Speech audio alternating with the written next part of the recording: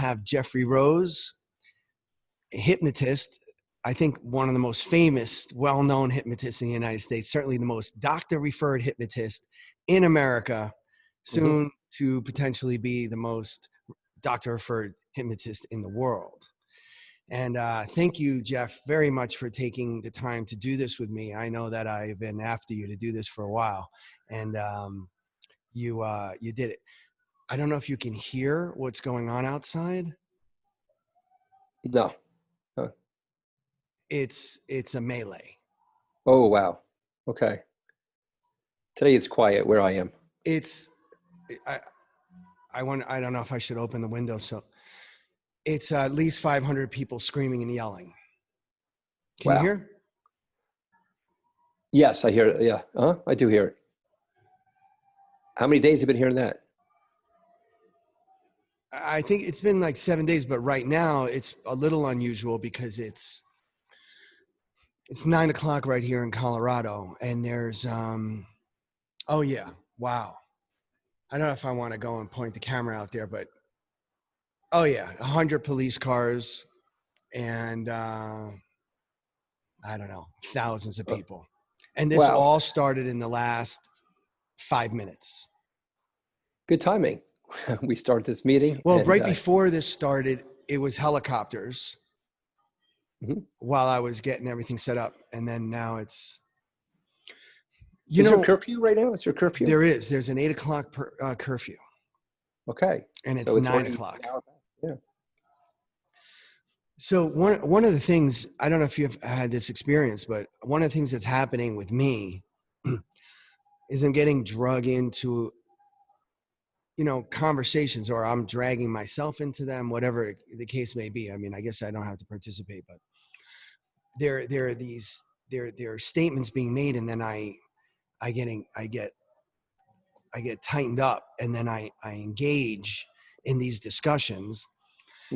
And just some of the feedback has been very difficult to manage.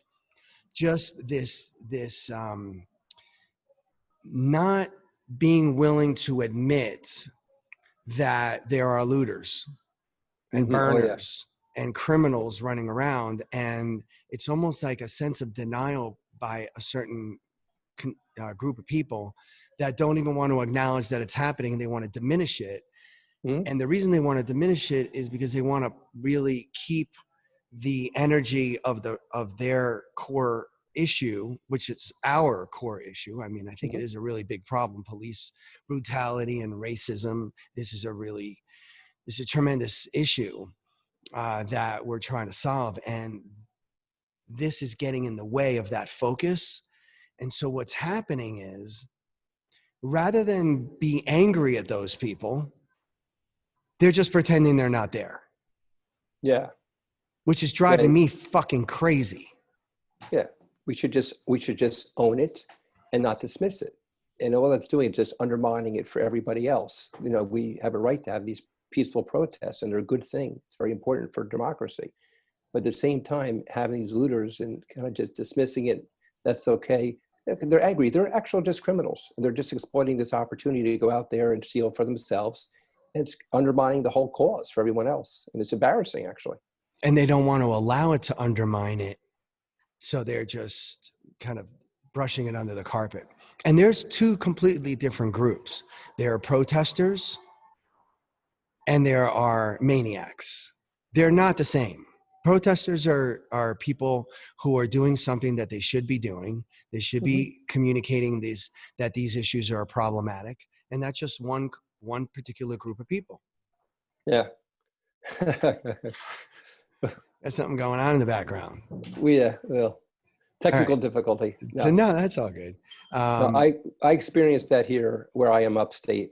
I'm in Albany, the capital here of New York, about 5 minutes from the governor's mansion, and about 4 blocks from the police station, which is adjacent to a mission where I delivered a couple blankets a couple days ago, just as a donation. Oh, and nice. Later on in the evening, you had people protesting, people throwing, bricks and rocks at police cars and at the mission. And the missionary was on fire. So sad, so ridiculously sad. And you had a good, well-organized, maybe 1,000 people, maybe 1,500 people walking throughout Albany, carrying their banners. They had media coverage. It was terrific. But then it's spoiled with this horrible, horrible looting and mayhem. Yeah, and I can barely even concentrate because of the sheer loudness of what is right outside my window. That I guess this microphone's not picking up. Yeah, well, we need I to be. can't breathe. I can't breathe. It's That's, yeah, no, it's so I know that you've been involved in protests because you're mhm. you're very focused on certain things that you think that are an issue. And it's interesting because a lot of things that are going on right now, with the pandemic, are in conflict with some of your internal systems of belief and concerns. I guess you could say, what are you thinking specifically? Well, just like there's a lot of panic right now, which might be justified. I can't tell, but it seems like it's something Yeah, where well, people are talking about tracing and forcing people to get vaccinated. yeah, that's going a little too far. I think having fear is necessary because it just protects our survival, so we can learn what to avoid in the future. But when we have all this uncertainty and we're not able to like think and plan well, which is what's really essential right now, then dealing with this big pandemic, which is the first time we're dealing with in a lifetime, is really challenging. That's why we're so anxious, because we're just not experienced in this area. And I think whenever you're having like any kind of fear at all, any kind of fear that's just combined with any uncertainty, and I think we have a little less uncertainty than we did a month ago or 2 months ago, then we start having this fear and then we get anxious. And it's just hard to turn this off. And then we're out there on social media all the time, and we're listening to other people chime in, and we're seeing, feeling their anxiety and that emotion, and that's becoming contagious. It's beyond Yeah. the contagious of the COVID. It's also contagious, this horrible feeling. The And we're drama just that not. everybody's is manifesting, and Yep. there's all these different directions. But what do you think about this idea that they're going to be tracing people and then forcing adults and children alike to get vaccinated for this Yeah, this COVID-19? Do you think that that's something that is a real concern? big concern. I would never consider doing that. And just like you have with software and computers, you have like that beta test, before you might update, to Yeah. something. I would have to wait years to see how a No, vaccine I'm like not this would talking actually about pass. voluntary. I'm talking the involuntary requirement. This is what the conversation is right now, that they're going to force people to get vaccinated and have an ID card that reflects that they got Mm. vaccinated Yeah. in order to go on any kind of public transportation, in Hmm. order to go into most office buildings, in order Yeah. to go into any kind of theme park, Hmm. all kinds of Hmm. things like that. Yeah. Our Forcing family, everybody. yeah, no, our family would have to be very nomadic, and we'd have to find other groups of people to hang out with, other families, so we could to avoid it, because that's not going to happen. Not going to happen in our family. Right. You're No not going way. to comply with a thing like that. Even No if you way. got to keep going west Yeah. until hit the water and then just, right. We could go Or maybe south. Go to. just not go on. Well, no, but then they're not going to let you on an airplane, You apparently. could drive to Mexico. You could drive to South. You could drive to Central America, South America. Just keep But on driving. you still got to go through customs. I guess that would be tricky. So you go to That would be tricky. customs in Mexico or Canada, and when you Yeah. get there, they say, "Oh, you can't come in because you haven't been vaccinated." I just hope that it wouldn't go beyond America too, but who knows? Oh, they're Who knows? talking about this all over the Yeah, world, I and I think want. I think people are going to fight it. You're going to see a lot of people fighting this. Oh yeah, Oh yeah, I personally don't believe it's going to happen. yeah. I don't believe we're going to enter into a paradigm where the government in the United States, anyway, in some parts of the world, it's already going to be happening. There's no Oh, it's easy question. in communism. It's easy to do that in China or North Exactly. Korea. You can't do that in a free democracy like our country. I don't know about saying you can't, but I'm saying that I don't believe that that's actually going to happen. I think that Yeah, fear is not a real. It's not a real thing. I need to see some kind of evidence about that, and yeah. it seems to me that as people are going to be,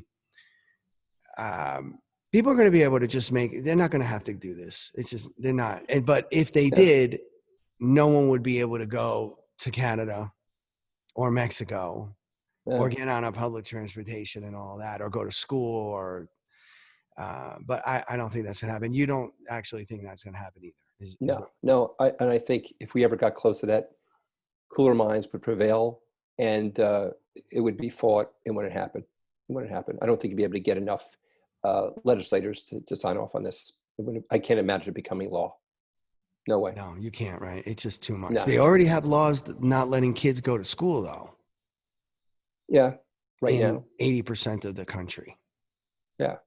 I know, look, every state's different. So there's always states that are going to be more about honoring, the individual and civil rights. And then there's others that are going to be concerned more about the greater good. Even though oftentimes I think that greater good, they're well-intentioned, but they're misled about what the greater good is. So they believe that the best thing to do is to not have your kids, attend any school, where I say, let healthy people go to school. We should have just quarantined those individuals that were sick. And I had this conversation, I think the other day with you. I was saying, did a research on quarantine, comes from the word quare, meaning 40. And in the 16th century, when you had, I think it was the Black Plague, the Venetians would quarantine those people that were sick for 40 days, because they determined that 40 days was the best time. And everyone else would just go about their business, and it would pass through. And yes, people would die, but we always have deaths from everything. Yeah, we've got 110,000 deaths so far. Yeah. But the normal amount of deaths is around 60,000. And a lot of people a lot of things I've been reading are saying that is very padded. And the real amount of deaths from the pandemic is closer to about 65,000, because the comorbidity idea. Yes. Oh, this guy died of a heart attack, coronary heart disease, but he also had the COVID-19, so he died of COVID-19. I have been hearing a lot of those things, and I read the CDC letter, and I interpreted it differently. I interpreted that they're giving a code that specifically if you die from COVID-19, and a different code if you die with it. Right. But now it almost seems like there's just a lot of different people, like the woman in charge of Health and Human Services. She went and she made a statement about that, saying, no, they're marking everybody with it as having had it. And I think maybe it's a state by state thing, because I know that some of the doctors that I've spoken to says that's definitely not the case. And then I ran into somebody that says they believe it actually is. Yeah. I think you're right about that. It's state by state, because I think sometimes there's an incentive, financial incentive, to say that it's from COVID-19. Just like you said before, it's, are you dying of COVID-19 or are you dying with COVID-19? So, yeah. And then maybe it's also, if we divide up the Republican states with the Democratic states, it might seem to me, it looks like it's adding up, that the Republican run states are saying you died with it, and then the Democratic states are saying that you died from it, in order to keep, it's an election year. So every time there's an election year, it's always, especially in the middle one, after the first term, it's always been chaos. Look at every single second term election. It's always chaos. It's one group trying to get the other group out. And I personally, I don't like Donald Trump. I think the guy's a disaster. Mm-hmm. I'm not really excited about Joe Biden, but what do you think about that? Well, so what you're talking about with the states that are more Democrat or Republican, first of all, even the Democratic states probably have 40% Republicans, and the Republican states have 40% Democrats. So even just saying that, I'm not so happy, but I know what you mean. The states that tend to vote Democrat in a national election. But if you look at the states that are more Democrat, they're also suffering with most cases: California, New York, and New Jersey. That's what I'm saying. And why are they suffering more? Maybe it's about the twisted numbers. Well, that's what I'm saying. But people from China, the Chinese came into California, and you had about 3 million people coming from Italy and Europe to New York City. So Mm-hmm. those are always like it's like a gateway to come into America, New True. York, JFK and Los Angeles. Statue So of Liberty. we had more cases, and we didn't know. We were concerned about China, so our president, banned Chinese coming in, but we didn't know about 3 million people coming in for a couple months in the early winter, coming into New York. So eventually, we're going to get it here. Europe was already overrun. Yeah. Maybe, I haven't been worried about it. I haven't been quarantining myself. I have to go to work every day. And it's just interesting. I didn't realize it was riot season. I still have my COVID-19 decorations hanging. I like that. I said that. It's just too many holidays at the same time. Really, if you think about it. Yeah. In the summer, we have Father's Day coming up, but it's interesting. Just like you have like different CEOs of different, Fortune 500 companies, you could, look at how they run their company, and they all run it in different ways. We have vastly different styles of management, and they can all be successful. We have 50 different executives in 50 different states, all with their own style, all with their own strategy of taking the data that they're getting from their own departments of health and deciding what to do with all the information they have. And it's fascinating when you think about it. Look at Florida is an interesting model compared to New York. I mean, DeSantis, the governor there, allowed people to congregate more, be outside, be at the beaches more. And they have a lot of people in pretty dense areas, and they turn out to be, seems to be okay. It hasn't really hurt them so much. But then you could analyze the small states, the big states, the rural states, the cities. You have all this data. We're going to learn so much when we look at all the data coming in from Norway, from Sweden, from England, from Italy, and then every single state here.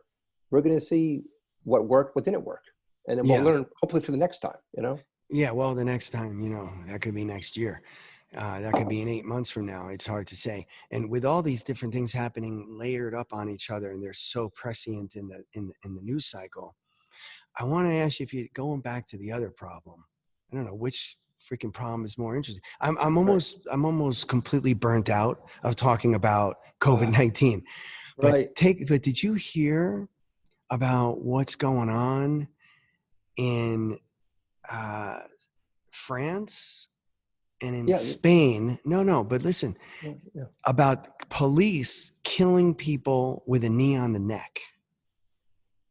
So on the 26th of May, somebody in France, I think it was, or 28th of May, somebody in France, a police officer in France killed somebody apparently with a knee on the neck.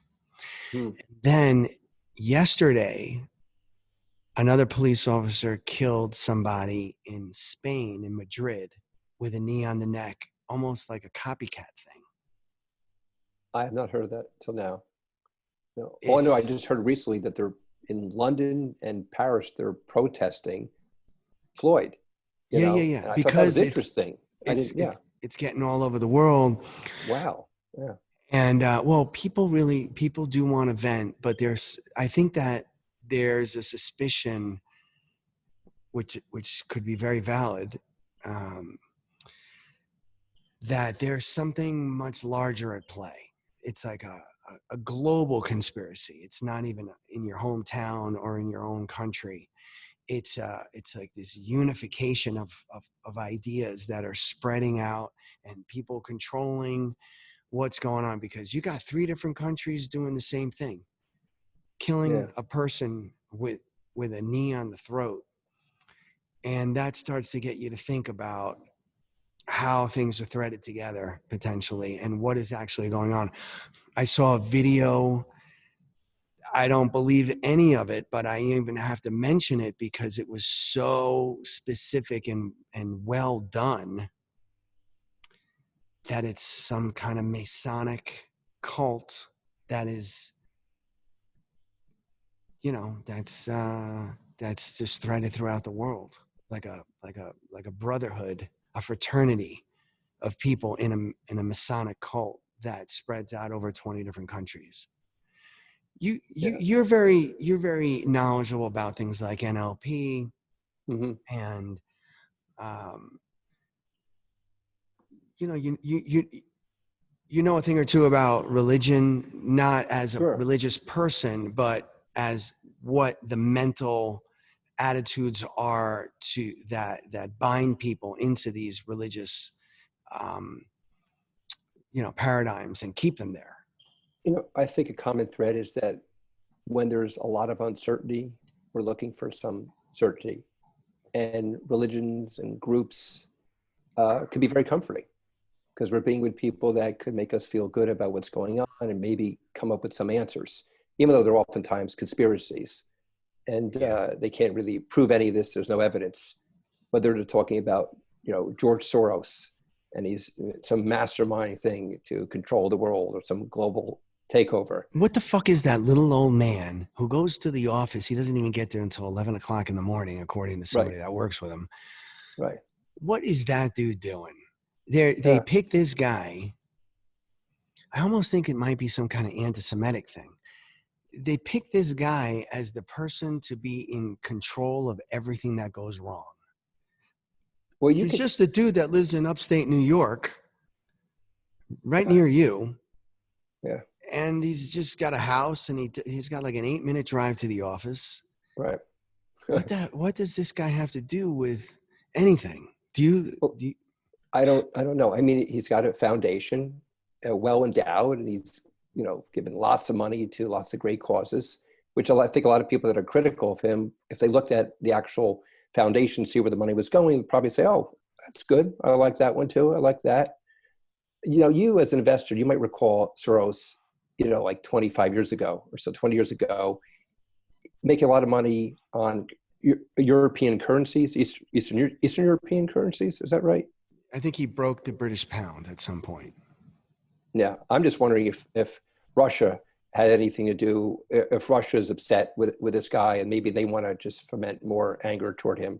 I just can't imagine why there's so many people that are coming up with conspiracy theories about Soros all the time on everything. And now the Russians keep on coming up into every single conversation because through social media, you don't know whose ideas are whose. Absolutely. There are bots and all these software programs that are getting information even posted on people's accounts that are not real people. Hundreds of thousands of non-existent human beings on Facebook, particularly, that are saying things, and they get friends that nobody really knows. And then they're leaving information and they're commenting on stuff. Yeah, that's really sophisticated. And that's the war that we're into. And I think it's creating a tremendous amount of anxiety because people don't. You just said before, uncertainty makes people gravitate towards either religion or towards ideas that they can glom onto, that they can feel safe in. But when in history has there not been a tremendous amount of uncertainty? Yeah. Always perpetually happening. This COVID-19 is not uncertainty. It's like it's a virus. Yeah, and then these ideas are shared, every second on social media. Everyone's chiming in with their theories, their conspiracies, their ideas, and it causes actually more panic. Yeah. If you think about it, that's contagious. That's what's going on. So it's kind of scary. I don't know. People sitting at home. Yeah, I don't know what the answer is either. Like people sitting at home. I've had a mutual friend of ours, I won't mention his name right now. He says, yeah, he just got out of the house today. He's been getting groceries delivered for 3 months, hasn't left the house. And I said to him, I couldn't control myself. I said, what the fuck did you do that for? Right. Like, why would you be sitting in your house for 3 months? He goes, well, they told me to stay home. Like, are you fucking kidding me? You just sat in your house like a dust ball. It's, staring at the walls. That's not good, man. Yeah. He's like, holy shit, nobody told me that until now. I wish I would have talked to you 2 months ago. Yeah, it's springtime now. We should be outside. You got to get outside. You got to get vitamin D. You got to get healthy. And I think that as you're sitting in the house for a perpetually long time, you can't even think straight. And all you're doing is watching YouTube videos that are giving you insane pieces of information. It's caused you consternation, depression. You know, Absolutely. how do you, like when you, like, how do you deal with that? Like, how do you counsel your clients on things like that? Well, first, I would always say foremost, focus on self-care and physical health, because if you improve your physical health, then you're improving your mental health. Being outdoors is so essential. I mean, now pre-COVID, the average American was outdoors less than 50 minutes a day. Okay, Yeah. that's nothing. Driving to work doesn't even count. No. One of my favorite books, I read this book called Last Child in the Woods. The subtitle is Saving Our Children from Nature Deficit Disorder. And Richard Liu is the author, basically chronicles all the evidence of how essential nature is to our mental well-being. And after I read that book, the takeaway for me wasn't, how come I don't spend more time outside? The takeaway for me was, why am I indoors now? And I would question that. Yeah. So every meal, I'm going to eat outside on the deck when possible. Because my main office in Manhattan is near Central Park, I would conduct the first half hour of my sessions with my new clients walking to Central Park. Therapeutic for them, also good for me, selfishly, Yeah. And I think now self-care is even more important. Like in some ways, I think, well, we're getting more sleep. So less people are using alarm clocks, and that's a good thing. So they have less cortisol. So if they have any fearful thoughts, they're able to cope better, which is But a they're good getting to thing. work late. Well, or they're not working, or they're working from home, so they don't have to set an Oh, right alarm now. clock Yeah. right Yeah. now. Yeah. Right Right. now, so True. that's a good thing. Some of them are You sleeping until 1 o'clock in the afternoon after a bender the night before, because the alcohol sales have gone up by 30%. Is that 30%? People are drinking themselves to sleep. You're in a Wow. house with your wife, dude. It's And hard enough. kids. Yeah. It can get to you. It's out. It's out of control. People have been losing their minds, and Yeah. you're cooped up. Like, marriage is difficult, right? So when you get up in the morning and you leave the house and you say goodbye, honey, you can kiss this woman or this man, Right. depending on what you're doing, and you can go about your day, and then you can come back and you kind of miss them a little bit. Look Right. forward to seeing them. If you Sure. can't get away, Right. that's got to be madness. I don't know how people handle it. It's going to be very difficult. We need to get outside. We need to walk. We need to go on hikes. We need to go to rivers, streams, the beach, whatever. We just need to be grounded in nature. It's just so, so important You right love now. the And beach. oh yeah, well, You're a I'm beach upstate dude. now. Yeah. Yeah, you're far from And the beach, but I'm sure you're thinking about it right every single day. There's no way you didn't think about yeah, why you're so far away from the ocean today at right. least 10 times. But tomorrow, since we're upstate, we're going to go up to close to the Adirondacks to go swimming in some lakes tomorrow and the next day, and maybe the following weekend. And then the ocean's getting warm enough, so it's time for the Jersey Shore or Hamptons if they'll let us in right now. There's no room there's no vacancies in the Hamptons right now. Yeah. So go on. So tell me more about how Yep. people are coping with this isolation and coping with the fear and the concern of what they're, and now it's a confluence. It's more than one thing, because now we have to address the fact that people are now also frightened of the rioters. That's another Yeah. thing that is adding fuel to the fire. And their neighbors, and then wearing these masks, it just Can't, subconsciously, it's just giving you this fear wherever you go inhaling outside. carbon dioxide all day long while wearing a mask. Yeah. Well, actually, speaking of inhaling, that's definitely one thing we could do that's mindful. We should do deep breathing from time to time, just slowly inhaling, Through the holding nose, that breath. particularly. Exactly, through the nose, and slowly exhaling. And it just grounds you. We need to be doing this nonstop. Like that's just should be one of the most mindful things we do. Stretching, well, I said before, walking in nature, of course. And then if we can't be outside, then do some exercise, do some yoga. There's so many great programs right now. You could do group, group exercise. Yeah. And I think whenever we connect with people, anyway, like we're connecting right now. Yeah. Okay. Zoom, my daughter got to experience her birthday, with a Zoom birthday with 4 friends and that was fun.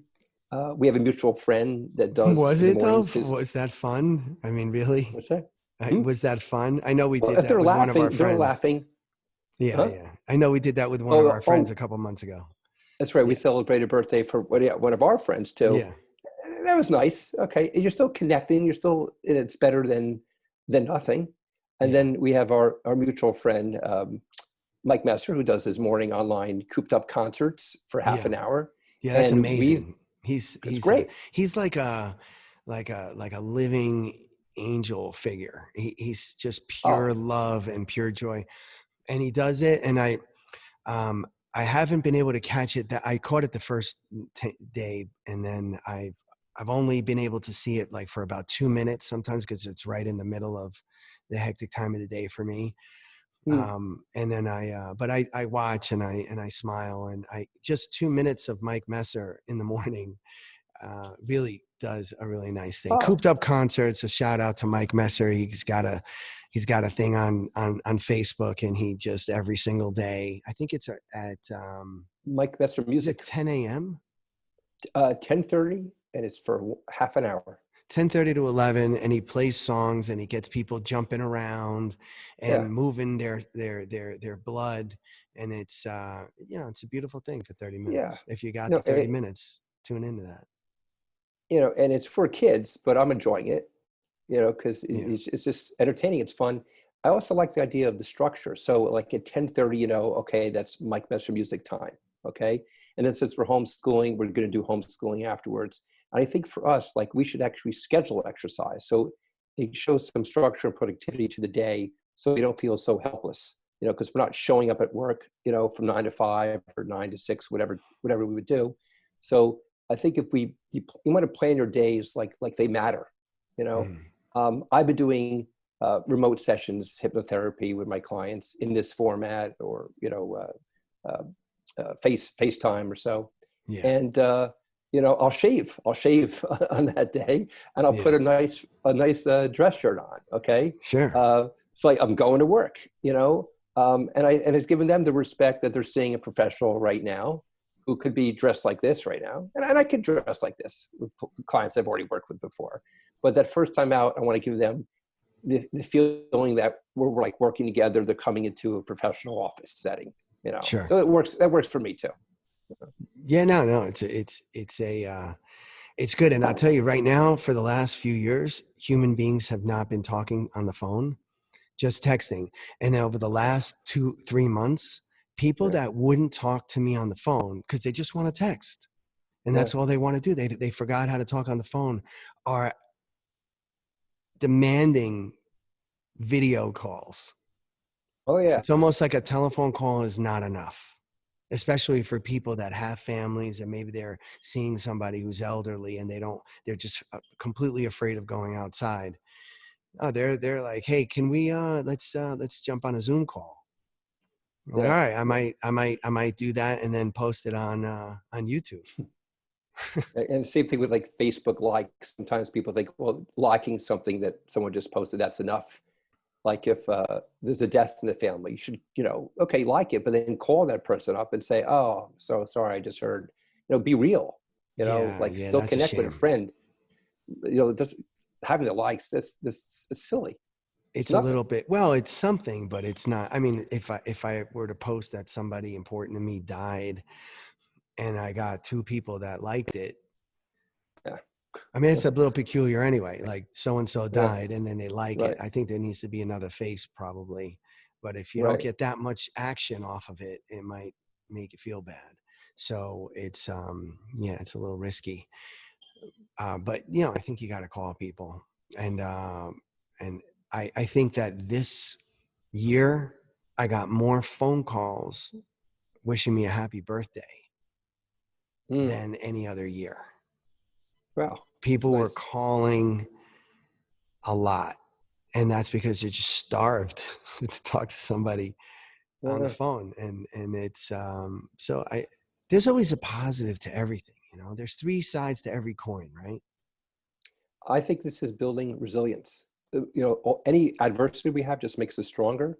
Yeah. And our family was really primed last year. I mean, we believed that 2020 would be the best year for us. We really did. Why? Well, we had we had predators killing 4 of our chickens, 1 of our ducks. Our dog of 14 years died. Like And then foxes were killing your chickens? foxes, a hawk. Oh Okay. yeah, did the hawk grab a chicken and fly away with it at one point? Yes. Yes. Oh, that Yeah. must have been fucked And, up, and, man. and a duck. And then our dog died. Wait, who And then killed the last duck? fall, huh? Wait, I got to hear the story. How did the duck die? I don't recall right now. I Because guess that with all fucking this thing stuff was going on, going I don't around, walking around in your house at one point, right? You know. had It's that thing fun. in the house. Is that right? Well, we had 4 ducklings in the house, and then when they got bigger, they were all out in the chicken coop. They got it. And yeah, we How had did the 3. chickens? You got ducks and chickens living together in the same They coop. were How did that work? they were segregated. You know, I think birds of a feather flock together, something like that. Something like Yeah, that. They but they're hang out not. together. They're not They were happy. of It a was feather. fun. Oh yeah, but Yeah, you separated them yeah, they're separated. Oh yeah, with but like they would mingle. Would mingle. they And would mingle. when the ducklings were whether we had ducklings, the chickens would be a little too aggressive for them. The ducklings would be scared. Then when the ducks got bigger, they got bigger than the chickens. Then it went the other way around. The chickens were scared of the ducks, but they were pretty peaceful. They just, as long as they're being fed and they're outside, in the coop or walking around their backyard, everything was fine. It was sad for our kids when they died. Of course, it was sad when our dog died. And then last fall, we had a major house fire, and then we're homeless and staying in hotels for a month or so. So that Yeah, was tough. And we're just thinking, well, 2020 is going to be great, and then yeah. look what happens to Everything 2020. comes back to this has been the worst year ever. I don't think I had a worst year since I was like 12. Some Oh fucked yeah. up shit happened then, but that was just all internal in my own universe at that point. But this is a harsh time. But so just getting back to the ducks, because I really want to know Yeah. about the duck Okay. and the chickens. When they died, did an animal just come and kill them and then run away? Or did they take the item with them? Okay. Everyone was different. So I think the first uh, chicken that was killed when we had 7 chickens was my younger daughter's favorite chicken, Ruthie. Yeah. And um, she sees the hawk um, flying away, and then there's a dead chicken in the backyard. So that's their first, So did real tragic event in her life. the hawk Hawk didn't killed carry it away, just killed but it. the hawk killed the chicken with its talons? Did it take a bite out of it? I didn't see it. I wasn't there. I had to go. I was No, but when back you into went the to the city. So chicken, oh, so you didn't yeah, even see the chicken after it was dead. no. At that point, I don't think my wife wanted to keep it on the property anymore. But why You know. wouldn't you just cook the chicken and eat it for dinner? Oh no. First of all, neither of my daughters will eat chicken. My older Oh, one is a neither one of pescatarian, them? but since we got chickens, my little one will no longer eat chickens. Oh, so they're But both she'll not have involved. turkey. She'll have turkey on What if you had a Thanksgiving. bunch of That's it. turkeys on the property? Would she still eat turkey? No, because they're like your friends. She's not eating. Yeah, they're her friends. And then yeah, so then we have another chicken. I think a fox got and ran away with it. My wife chased it down and survived. Oh, the chicken I don't survived remember the all fox of it. hunt. And then there was another fox, and then there was another hawk. I don't remember all the how it all You went know what it through. sounds like to me is that you haven't been providing enough security for these animals. We didn't do. We learned from experience, and I'll fault my wife for Of course, it's for always not her making fault. sure. Right. Well, it's my Blame her. daughters actually, because they didn't put the chickens away. We got a little too cavalier, thinking they'll be fine Oh, roaming around, and then you go to piano practice and you come back and it's like you didn't put the chickens away. And we could see when we're out. The chickens could be outside when we're outside because we could look up and we could see if there's a hawk circling around. yeah. And the hawk's not going to go anywhere near the chickens when they see big people standing around, or even little kids standing around. But you take us out of the equation, and they're roaming free roaming chickens. They could be eaten. I saw a video of a hawk, I think it was, picking up a child and flying away with it. Yeah, I think I saw that too. So it's very, I mean, real like a little, little baby. Yeah, right? a little baby. I saw that. And the thing that was alarming is that it was on video and the person was busy videotaping this I Instead of guess like what are you saving going to their kid. do? Well, what are you going to do, I suppose? And then I guess I think that story ended well. I don't remember. I know I think so there's too. been many instances where they've come down and scooped up little dogs. Hmm. That's happened. They just come Yeah. by, they grab a little dog, they take it like 2 miles away, and they usually just seem to drop it off. Because I don't think, but I Well, don't understand the idea of going and killing a chicken and not and not doing something with it. Or a duck. What about the duck? You didn't eat the duck either? oh no. See, if But I'll tell I you had what. a duck, I think, and it got killed by something, then I probably, unless it put some kind of poison I into don't it, know. because yeah, I I don't don't know. either. But I all think that tragedy, all that adversity that my children had to endure at that time just helps them to become stronger, to cope with life. If everything's so easy, and I work with clients sometimes, their kids are coming in, they're teenagers, they're 16, 17, 18, come from very affluent families. Everything's been spoon fed to them. And just having a little thing, a little imbalance, a little stressor, a little uncertainty, something different. They can't cope because yeah, life is just so easy for them. And you want your kids to be resilient, yeah, and you want them to learn. resourceful. And don't be a, don't, let them be exposed to this, let them learn from this and get stronger. That's all I'm saying. Yeah, we talk about fasting. The reason that fasting is and your cells go into ketosis is because that lets your system know that you're still young. And that's why it makes you live longer. So your cells get stressed. Like when you're young, you got to go and hunt. After a Hmm. while, if your cells don't get stressed and everything's just la di da, you age a lot faster. So Yeah. there's been a bunch of things that have really been pretty ubiquitous out, in the world, talking about fasting being incredibly important for you. But you actually have to get hungry, not just skip a meal. You need to Right. really get hungry, and then your body needs to start drawing on Fat. drawing on the fat, and then having the mitochondria in the cells be searching for nourishment, and then it's almost like you can lift weights and you can get strong, but this is like an exercise, an internal workout. There's nothing pleasant about lifting a 50-pound dumbbell over and over. No. It's not enjoyable. It's stressing out your body. There's nothing fun about doing that. But we've kind of associated with it being somewhat enjoyable because we talked ourselves into it.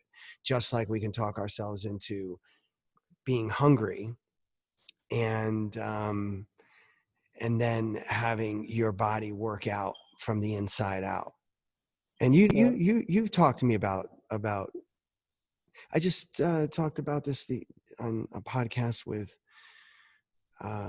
Jason Page the other day, Hmm. because he's really into fasting, and he does 3 and 4 day fasts. I don't get involved in that. Full day, not intermittent. He does full day, right? He does intermittent 4 day fasts. Like, so 4 days is his intermittent monthly fast. Yeah. I'm doing something like that. I revere the early humans. I mean, they were, as hunter gatherers, it was feast and famine all the time. So I think it's good for the body to, not have to eat nonstop. And especially in America, we're eating all these snacks and junk food all the time. We're never listening to our body. And just like Yeah, a slight little hunger means, oh, I gotta get satiated right away. I gotta stuff myself. The, you're not the even question people hungry. always ask, oh yeah, Yeah, and you're and just stuffing. Yeah, yeah, the the question that people are asking subconsciously, not thinking, is like, what's going to fill me up right now, instead of what's going to nourish me when I need to be nourished. There's yeah. no rush. Just drink water. Drink water. Nice Eat clean healthfully, water. eat slowly. Yeah, eat slowly. Get the enzymes to participate in the chewing of the food. But even somebody who eats immaculately should skip some meals and maybe go a Yeah, day or two without eating. Is well, maybe not two, but a full day without eating, going to sleep. If you didn't eat the whole day and then you go to sleep, you wake up in the morning. At least I do. I wake up skinny. One day without eating, all day and then waking up the next morning, I'm skinny. I put my jeans on and I'm like, oh wow, these things, I'm swimming in them. How do you sleep when you haven't eaten all day? You go to bed and say 11 o'clock midnight. What's that like? I just fall I've asleep, never done man. that. Yeah, Yeah. I'll just fall asleep. A lot of times I don't know whether I'm, I do wake up a lot of times at around 7 o'clock, 6:45, and then I don't finish the day's work until sometimes 10 o'clock at night. And so on those days where it's just one thing after another, I chose to fast that day because I just didn't have time to eat. So I just call it a fast. And then when I get home, I don't know if I'm hungrier or more tired. I don't know which Hmm. one of those two things I'm more of. And then I start thinking about going and cooking food. And then I might say, okay, let me just lay down for a minute and then I'll get up and make something to eat. And then I just don't wake up until the next morning. That happens, a few times a month or a couple times a month. I think I might try some full day fast now. Why not? Yeah. Why not just, I think a lot of people are doing things differently now. Hopefully they're not all going to just escape by drinking alcohol. You said 30% increase in alcohol consumption. That's a lot of alcohol. Oh, that's not a good way to go to sleep either. No, a That horrible way, because sucks. it's going to make for a more wakeful sleep, disturb the REM. But Yeah. the fact is 30% more alcohol. And I wonder how much of that is social. At least like if you go into a restaurant or a bar or a party, you're with other people. If you're just like medicating and pouring vodka, and just pouring it down, it's not Yeah. vodka. It's actually Here's gin. here's my But glass of vodka right here. oh yeah, No, looks it's good. just kidding. It's water. No, I of was thinking about course. making a cocktail. I put an umbrella in it.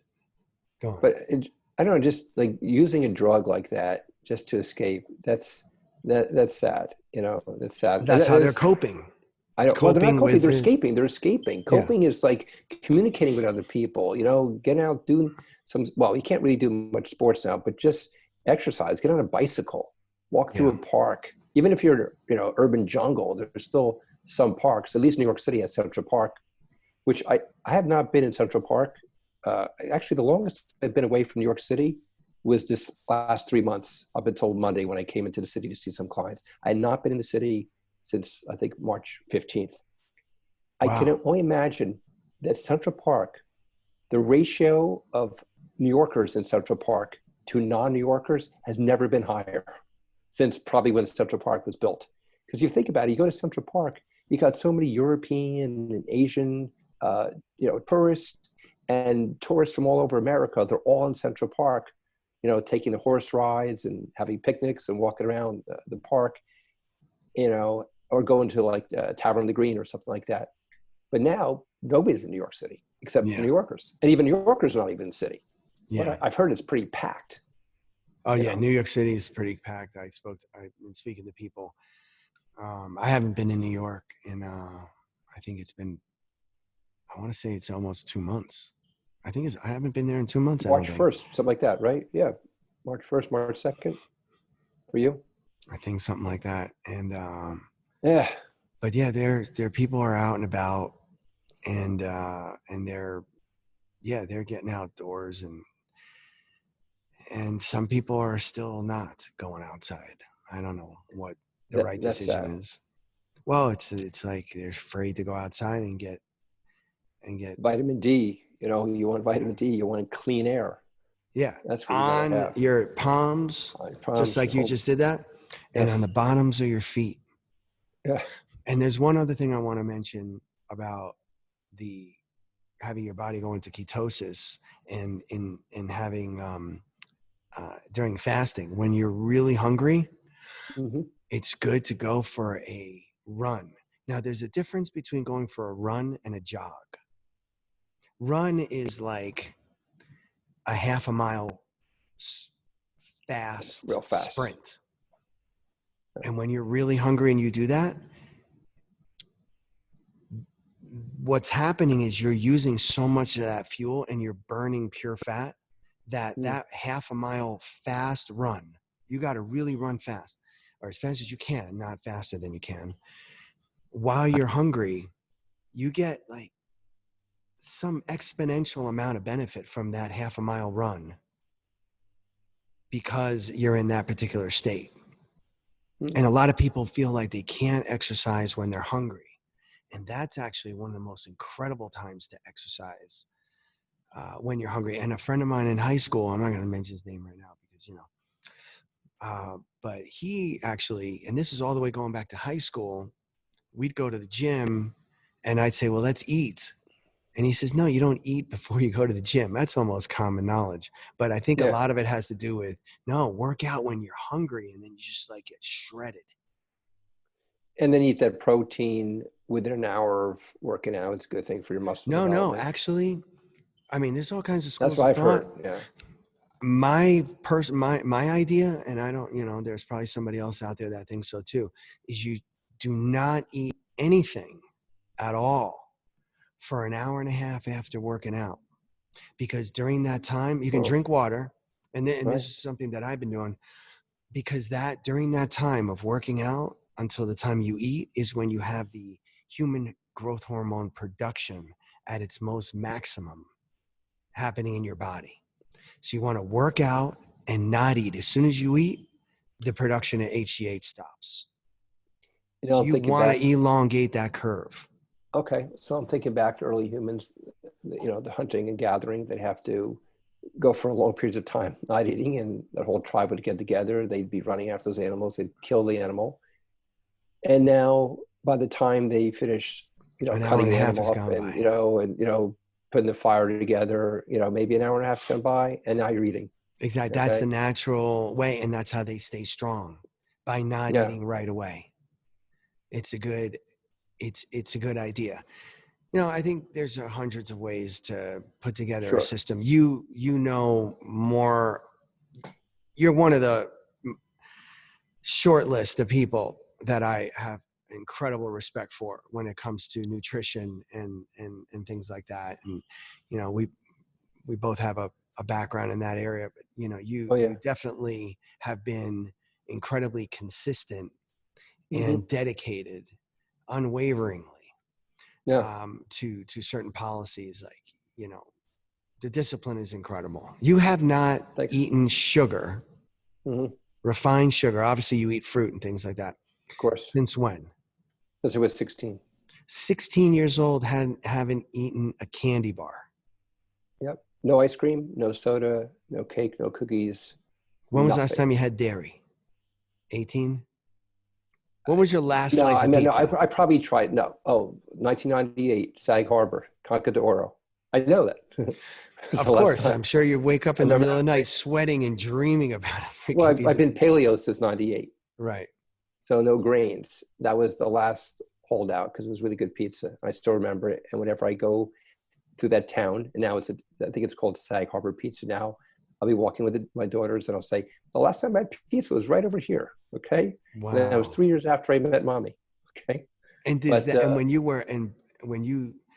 you had that last slice of pizza, was there a celebration at that point? Did you know that was going to be your last slice of pizza? Did you make a conscious statement about it? No, I enjoyed it, but I kept going in the direction of challenging myself, saying, do we really need to eat grains? Do we need to eat refined grains? And then, I would go for Indian food and you would eat that naan or the puri. Yeah. And then I said, you know what, just because it's coming out there before the entree, I'm going to forego it. I'll just fast for a little bit until my entree comes. Incredible. So I stopped doing that. And then it just went into just whole foods, fruits, vegetables, seeds, nuts, lean meats, fish. I would eat beans, but I'm not gravitating toward beans. But sugar's the worst. I mean, sugar, especially now, that'll weaken your immune system instantly. So if you're exposed to flus or the viruses and you have even just like a quarter teaspoon of sugar, your immune system is weaker right there. Yeah. So, and as also if you're not getting enough sleep too. But those two things. The sugar, it's easy when you crowd out by eating lots of delicious fruit. So it's not so hard, I mean, go ahead. No, I was to say you are interesting because, and I'm just going back to this discipline. You could be hungry and meet up with me and we can go and get some dinner.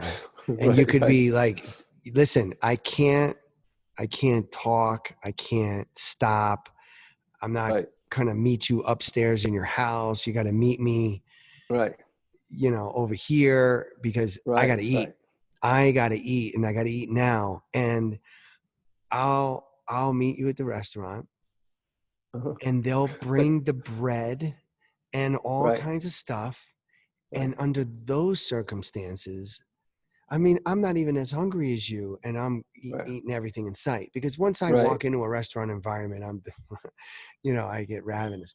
But you will wait until the real food comes. Right. You won't just grab something just to hold you over type of thing, and it's always it's really incredible.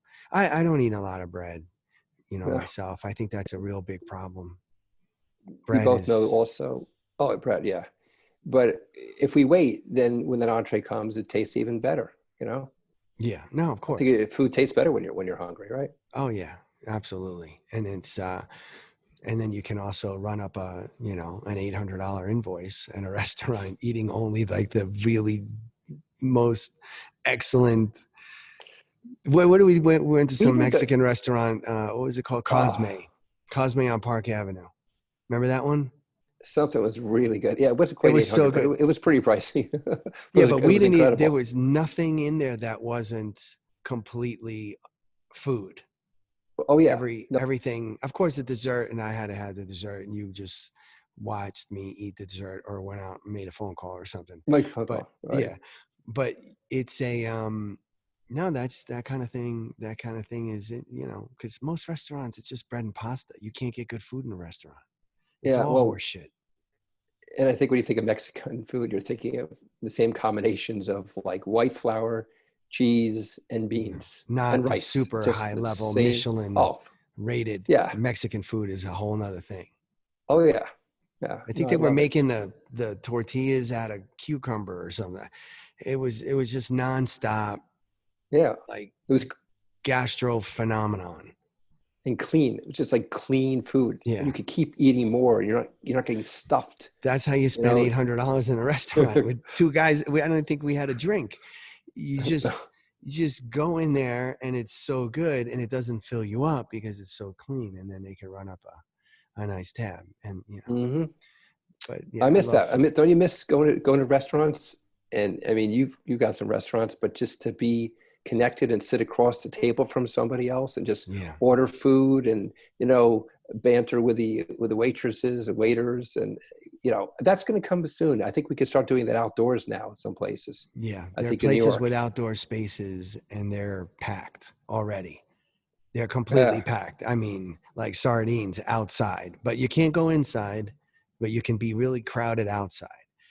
I just don't think anybody knows what the hell they're doing. Well, maybe the future restaurants, weather permitting, depending where they are in the country, maybe the kitchen will be the restaurant and everything is outside. And then you get ordinances at certain times of the day where cars can't go through, and you're allowed to put lots of tables out there for everybody. You have to have the space though. You have to have your own area. And for now on, in our Telluride restaurant, we're working on the outdoor space right now, and we have an outdoor space in one of those places in Denver. But I think going forward, it doesn't matter where. It's got to be 50% outside. That's my thing for now on. I'm not going to have a restaurant again that doesn't have a tremendous amount of outdoor space. And in New York City, it doesn't have that much value. And when I went into the how so? Because you're sitting outside in the street with garbage bags all over the place and cars driving by, inhaling. You need to have a place that outside is outside. You're not really outside. Of course, there are some locations like the Shake Shack is in the middle of a park. So when I saw that, I said, that has got to be the most brilliant business plan in the restaurant business that I've ever seen. It's a shack in a park, and that's the plan. And then you're serving, good level of what it is you're serving. It's not gourmet. It's not, but whatever it is that you are serving, it's comfort food, and it's the best or it's a high level of that. Well, I'm And that's what I thinking, want to do. I want to be in a park. yeah, I want to be yeah. in an area where you could be outside and it makes Oh, sense. I mean, it would be great if Central Park could have more of that. But I'm saying my vision for even an urban center like New York City, that besides having the tables that are right in front of your restaurant, you're allowed to go farther out into the street. And maybe you wouldn't have, cars driving on those streets at certain times, at lunchtime. Oh yeah. That's lunchtime and dinner time. You can't do that. And it's No drive. diverting. Yeah, but everybody has lunchtime at a different time. Yeah, but you could put a range between 12 o'clock and 2. Who knows? I think So for like 2 hours a day in New York City, you're not going to have any cars driving anywhere. That sounds like on South certain America. streets, on certain streets. That's like a They've done it siesta. in the village. They've done that certain times, right? They've blocked out certain streets in the village. I don't I know. think so. I mean, for fairs and those things that they do with You got to like get creative. A government's with got to get creative to like rethink a lot of things, our values, and think about how to align our street seats and structure things. And this will be a good time for that. I think we'll see you it. know what they There's used to pent up do? demand. Do you know what they did with Michael Bloomberg? Go ahead. Closed off half of Park Avenue. Or maybe no, it was the whole thing. They closed off Okay. Park Avenue completely to cars from May to September on Saturdays. Okay. That was incredible. And everybody was able to go out and ride their bicycles, and it was like another park. And you have that whole median in the middle with the flowers and the trees and the grass, and everybody's having a good time with that. That sounds wonderful. Yeah, and Yeah. then you ride your bike on a nicely paved road, and then if you want to go into Central Park, you just make a left, and then you can. Well, it depends on what direction you're coming from, but then you go into the nice park. But that really added a lot of value to people on Park Avenue anyway. Like I think it's like gonna we be. needed to do that. Oh yeah, yeah. I think they're doing Central pretty Park, good. right? Yeah. Yeah. I think it's gonna be fascinating when you have places like New York City opening up again. I love to see how people are going to interact, what their values are. Like you're saying, restaurants are going to be, everyone's going to be eating out at restaurants. I think so. I think restaurants could thrive, but I think 40% of restaurants or so are never going to open up again. Is that right? I think that's actually the case. I think that's actually the case. Wow. It's a yeah, it's a problem. It's a problem. I don't know how this industry is ever going to. It'll get back to normal eventually, but it's going to take a couple of years, I Yeah. suspect. Right now, they're Yeah. saying that you can have 50% occupancy. Whatever your occupancy is, you can go to 50%, and that's that's incredible. Well, yeah, I'm going. I guess you want to say anything else about? No, I'm looking forward to seeing you and seeing a lot of people, real, not just this way, but for Yeah. the time being, this Zoom stuff is great and FaceTime is great, and any kind of group meetings and whatever we could do to enjoy the social connection is important. Well, Any way we can. yeah. Well, so when I'm coming to New York, we'll definitely get together Oh and yeah, be in person. And definitely. thanks for doing this with me. I think I learned a bunch of stuff. I think it's interesting. Your the perspective that you have. So really appreciate it.